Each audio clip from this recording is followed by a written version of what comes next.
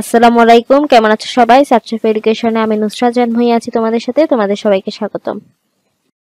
আমি তোমাদের সপ্তম শ্রেণীর সপ্তবর্ণ থেকে পিতৃপুরুষের গল্প নিয়ে সাথে আছি। তো চলো ভিডিওটি শুরু করা যাক। পিতৃপুরুষের গল্প, হারুন হাবিব। অন্তুর মামা বড় বেশি একটা ঢাকা শহরে আসেন না। ওর মামা চিঠি লিখে কত বলেন, কাজল তুই ঢাকা শহরে চলে আয়, আমার বাসাতেই থাকবি যতদিন চাকরি না হয়। অর্থাৎ এখানে অন্তুর মা তার বড় মামাকে চিঠি লিখেন সে যেন ঢাকা শহরে চলে আসে, যতদিন চাকরি না হয় তার বাসাতেই যেন থাকেন। কাজল মামা তবু আসে না, গ্রাম নাকি খুব ভালো লাগে কাজল মামার।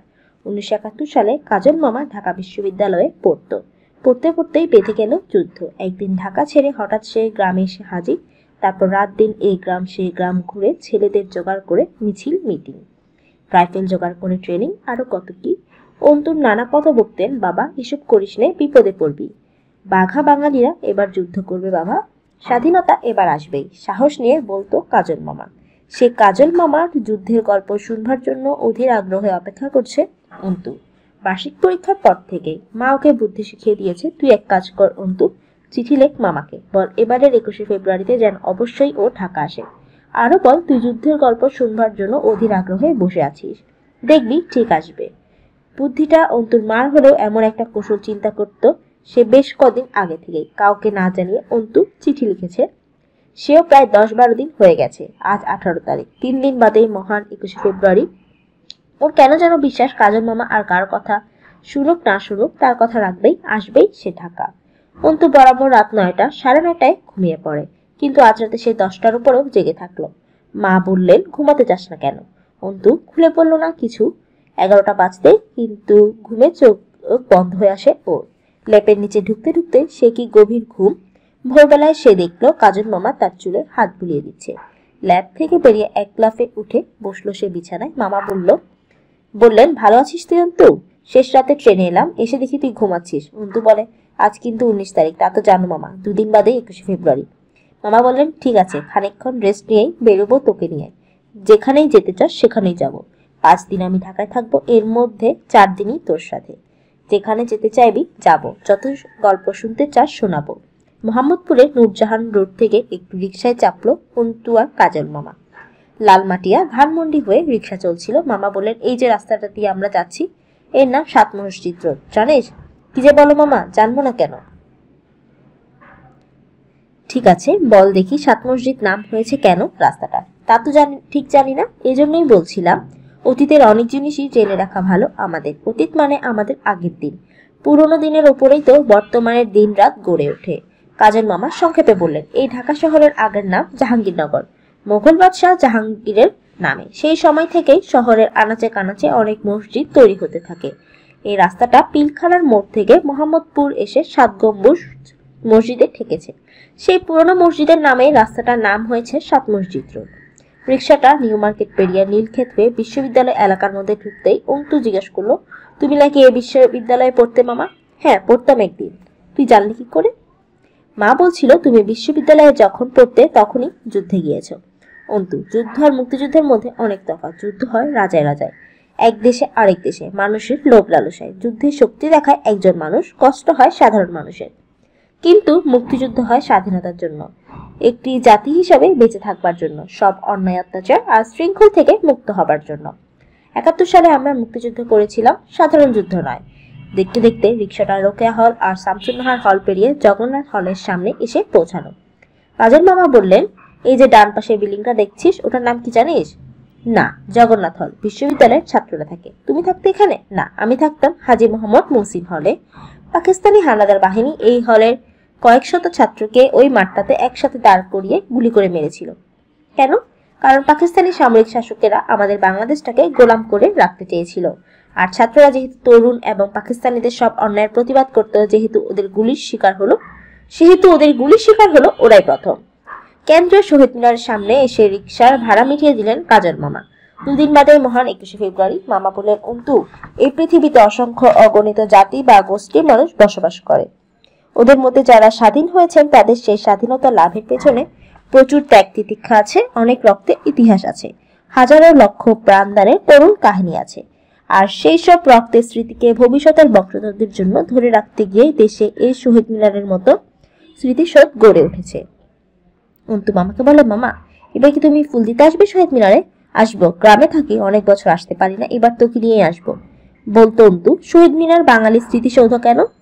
মায়ের ভাষা বাংলাকে রক্ষা করতে গিয়ে এখানে অনেক বাঙালি প্রাণ দিয়েছিল একদিন।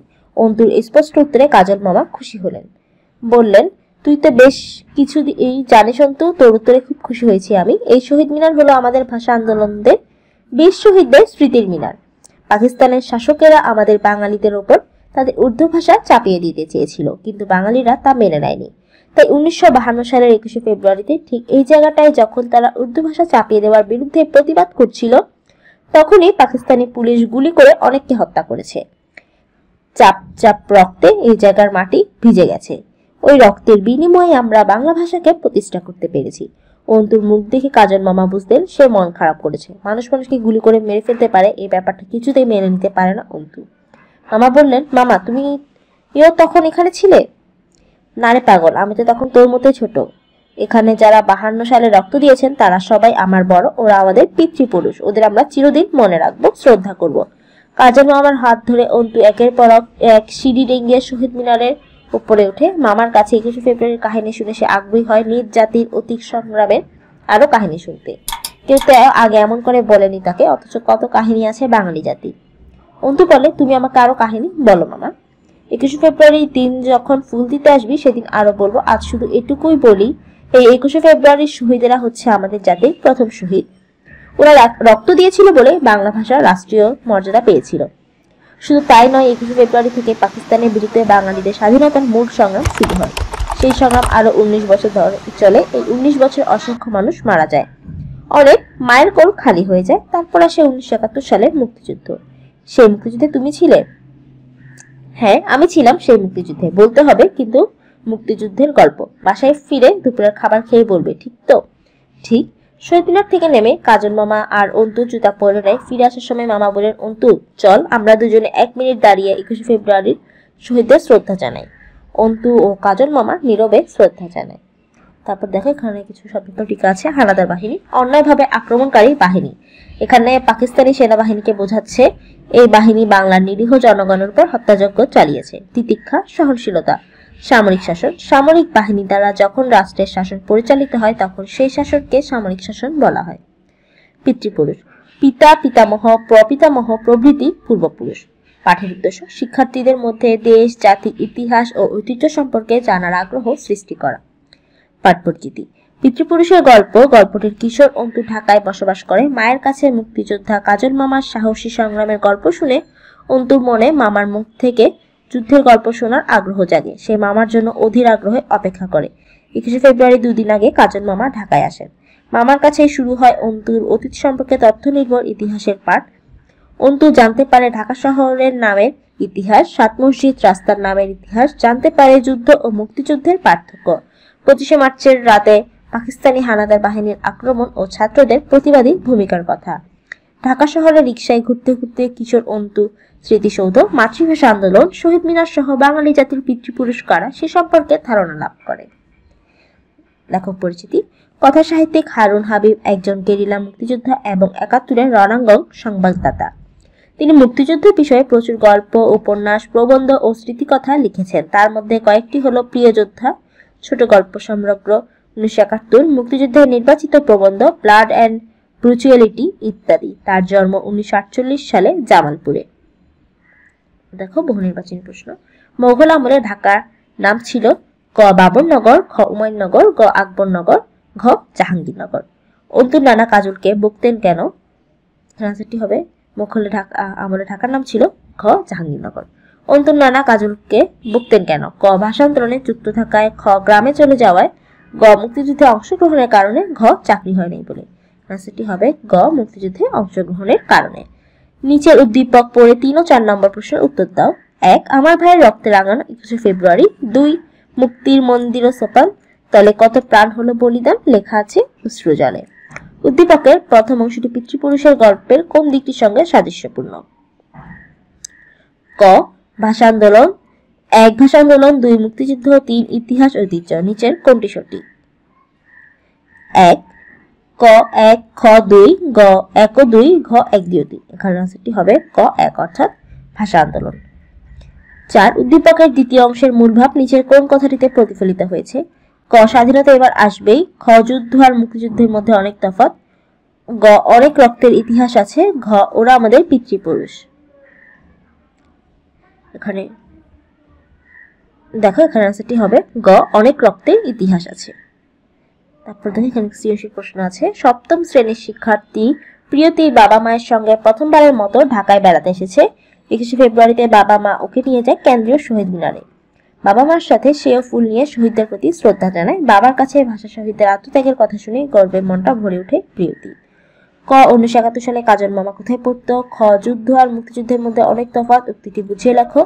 গ অন্তু ও প্রিয়তির মনোভাব কোন দিক থেকে সাদৃশ্যপূর্ণ, ব্যাখ্যা করো। ঘ উদ্দীপকের প্রতিফলিত দিকটি পিতৃপুরুষের গল্পের সম্পূর্ণ ভাবকে ধারণ করে না, উক্তিটি যথার্থতা মূল্যায়ন করো। তো চলো আমরা সৃজনশীল প্রশ্নের সমাধানটি দেখে নিই।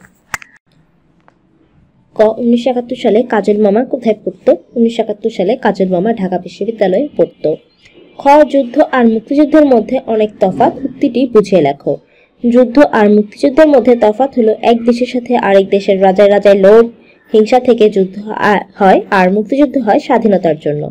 অন্তু তার কাজল মামার কাছ থেকে যুদ্ধের গল্প শুনে যুদ্ধ আর মুক্তিযুদ্ধের পার্থক্য বুঝতে পেরেছে। লোভ আর হিংসা থেকে এক দেশের রাজার সাথে আরেক দেশের রাজার মধ্যে যুদ্ধ হয়। যুদ্ধে শক্তি দেখায় একজন মানুষ আর কষ্ট হয় সাধারণ মানুষের, কিন্তু মুক্তিযুদ্ধ হয় স্বাধীনতার জন্য, অত্যাচার ও শৃঙ্খল থেকে একটি জাতির মুক্তি এবং বেঁচে থাকার জন্য। কাজে যুদ্ধ আর মুক্তিযুদ্ধের মধ্যে উদ্দেশ্যগত অনেক তফাৎ রয়েছে। গ অন্তু ও প্রিয়তির মনোভাব কোন দিক থেকে সাদৃশ্যপূর্ণ, ব্যাখ্যা করো। শহীদ মিনারে গমন এবং ভাষা শহীদদের প্রতি শ্রদ্ধা ও গর্বের বিষয়ে অন্তু ও প্রিয়তির মনোভাব সাদৃশ্যপূর্ণ। আমাদের পূর্বপুরুষদের ত্যাগ তিতিক্ষা এবং রক্তদানের মাধ্যমে 1956 সালে বাংলা ভাষা রাষ্ট্রভাষার মর্যাদা পায়। ভাষার জন্য যারা প্রাণ উৎসর্গ করেছিলেন তাদের স্মরণার্থে নির্মাণ করা হয় শহীদ মিনার। প্রতি বছর 21শে ফেব্রুয়ারি আন্তর্জাতিক মাতৃভাষা দিবস পালন করা হয়। এই দিনে মানুষ শহীদ মিনারে ফুল দিয়ে ভাষা শহীদদের প্রতি শ্রদ্ধা জানিয়ে এবং পিতৃপুরুষের জন্য গর্ব উপলব্ধি করে। উদ্দীপকে দেখা যায় প্রিয়তি তার বাবা মায়ের সঙ্গে প্রথমবারের মতো ঢাকায় এসেছে। 21শে ফেব্রুয়ারির দিন সে তার বাবা মায়ের সঙ্গে শহীদ মিনারে ফুল দিয়ে ভাষা শহীদদের প্রতি শ্রদ্ধা জানায়। তার বাবার কাছে ভাষা শহীদদের আত্মত্যাগের কথা শুনে সে খুব গর্ব অনুভব করে। প্রিয়তির মতো গল্পের অন্তু তার মামার সাহিত্যে শহীদ মিনারে গিয়ে ভাষা শহীদদের প্রতি নীরবে শ্রদ্ধা জানায়। শহীদ মিনারে উঠে তার ভাষা শহীদদের কথা মনে পড়ে, তাদের জন্য কষ্ট অনুভব করে। অর্থাৎ প্রিয়তির মতো অন্তু ভাষা শহীদদের প্রতি গভীর শ্রদ্ধা এবং তাদের আত্মত্যাগের জন্য অন্তরে এক ধরনের গর্ব উপলব্ধি করে। তাই প্রসঙ্গক্রমে বলা যায় শহীদ মিনারে গিয়ে ভাষা শহীদদের প্রতি শ্রদ্ধা এবং তাদের জন্য গর্ব উপলব্ধির হিসেবে অন্তু ও প্রিয়তির মনোভাব সাদৃশ্যপূর্ণ। উদ্দীপকের প্রতিফলিত দিকটি পিতৃপুরুষের গল্প গল্পের সম্পূর্ণ ভাবকে ধারণ করে না, গল্পের বিচিত্র বিষয়ের আলোকে উক্তিটি যথার্থ। ঘ উদ্দীপকের প্রতিফলিত দিকটি পিতৃপুরুষের গল্পের সম্পূর্ণ ভাবকে ধারণ করে না, উক্তিটি যথার্থতা মূল্যায়ন করো। বাঙালি জাতির অতীত ইতিহাস অত্যন্ত গৌরবময়। একমাত্র বাঙালি জাতি মাতৃভাষাকে রক্ষার জন্য প্রাণ বিসর্জন দেয়। মুক্তিযুদ্ধের মাধ্যমে এ দেশ অর্জন করে স্বাধীনতা।